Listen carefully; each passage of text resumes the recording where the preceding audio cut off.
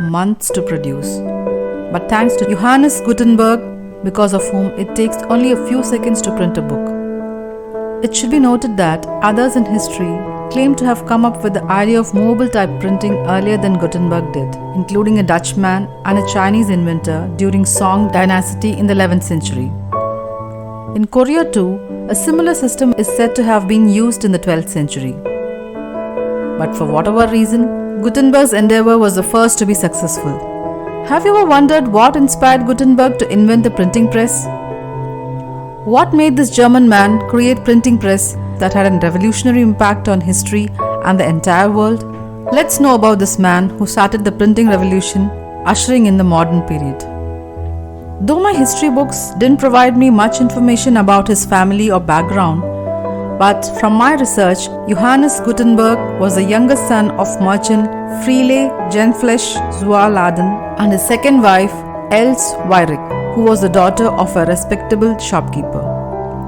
He was born in a small village in Mainz in the valley of Rhine River on 24th June 1400. He had an elder brother and sister and gets his surname Gutenberg not from his father, but from the paternal ancestral house known as Hofsum Gutenberg.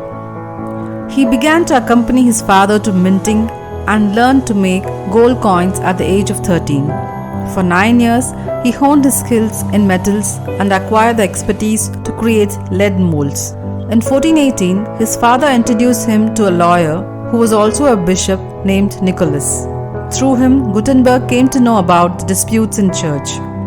Those days, hand-copied Bibles were rare and expensive commodities, and even the best scribes made mistakes, so there were disputes on whose Bible version was correct. Gutenberg was quite desperate to make money, and with demands for books growing in church, he realized if he can devise a machine for making them, then he would surely make a fortune.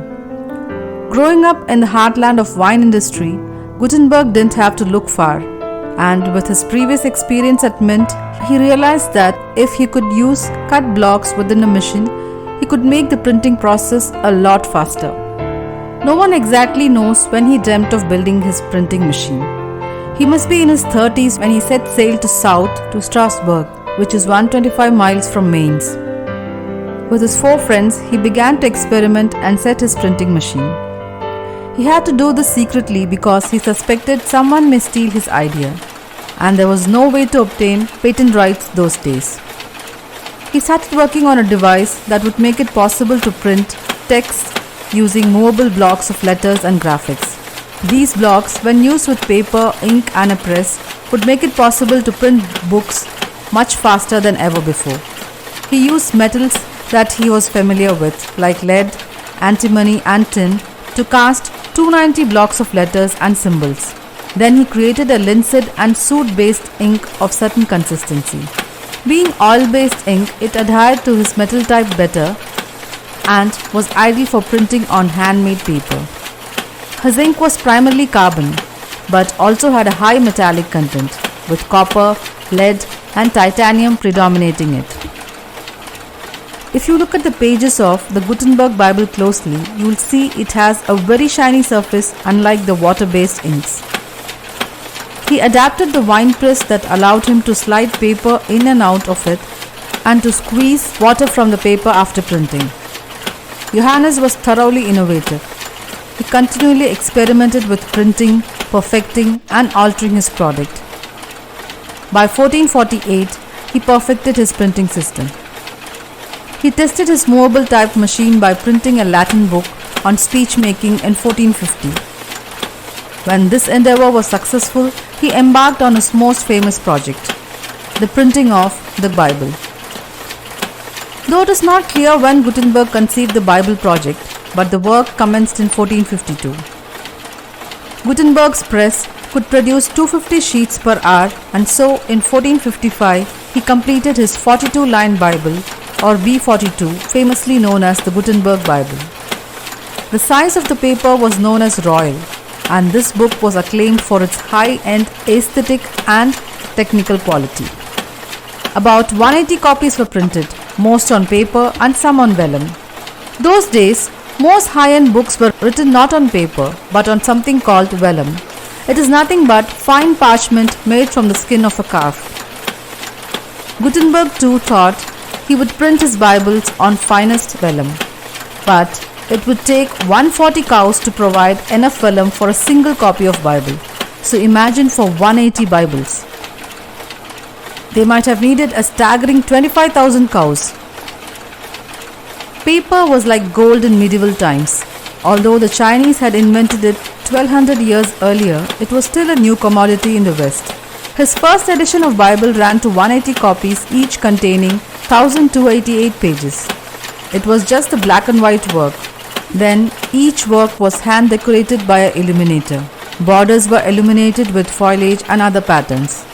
Illustrations were painted by artists. Space for these decorations were left blank in the printed pages. Every copy was different and unique with no repeated patterns. It was customized according to the pattern before it was bound together to make a finished book. This was very much appreciated by the elite buyers. Blue and red colors were used with letters either to make colorful pages or to highlight the holy text to emphasize its significance. The first copies of Gutenberg's Bible was displayed at the Frankfurt Trade Fair in 1455, and it was a sensation.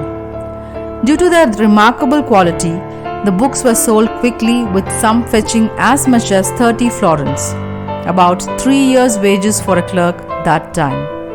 He didn't stop with Bible, he printed the Latin grammar book. As of 2009, 49 Gutenberg Bibles were known to exist, but of these, only 21 are complete. Others have pages or even whole volumes missing. 12 copies of vellum survive, and only 4 of these are complete, out of which 1 is of New Testament only. If you are interested in looking at the original Gutenberg Bible, it is available in New York Public Library.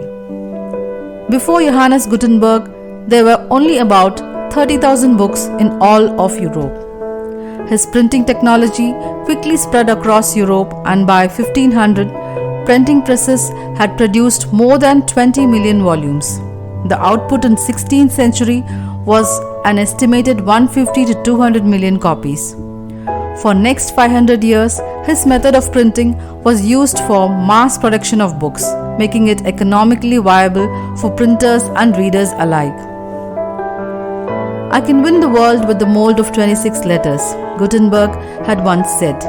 Ultimately, his invention made books affordable for common people, increased literacy, and broke the monopoly of the rich on education.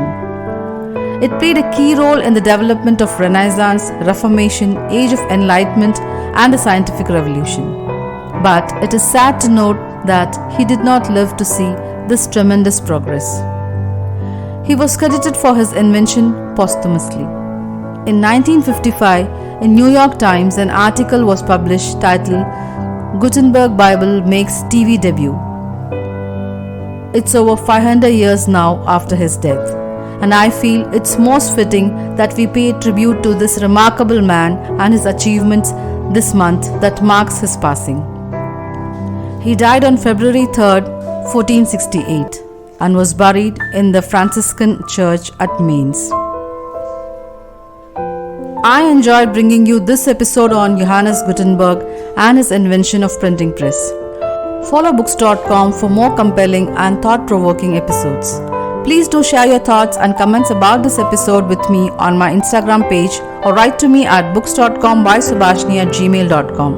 Thank you for staying tuned till the end. See you in the next episode of books.com. Till then, sayonara.